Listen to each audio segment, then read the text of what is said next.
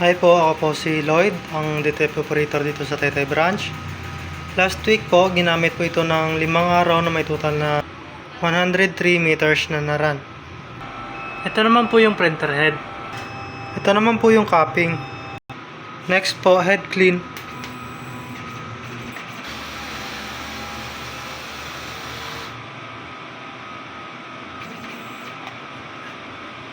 Pagkatapos po mag-head clean, punasan natin yung wiper.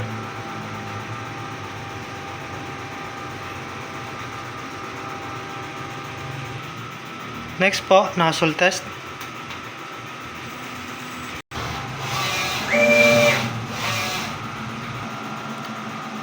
Yan po, kumpleto naman po yung kulay. Ang ink system level po ay tama lang. Ang waste tank naman po ay nililinis tuwing Sabado. Dito naman po yung ground wire. Dito naman po yung EVR. Dito naman po nakalagay ang aking mga stocks. Ito po yung para sa inyo supplies. Dito naman po yung sa anyos. Yan po, tama lang po sa CMYK.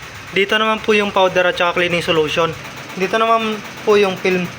Dito naman po yung aking production log. Yan po. Updated naman po. Dito naman po yung consumable monitoring. Ito yung para sa cyan, magenta, yellow, black, white, film, powder, cleaning solution, at green solution. Dito naman po yung daily checklist. Yan po, updated naman po. At dito naman po yung weekly checklist. Yan po, updated din po. Yan lang po, marami pong salamat.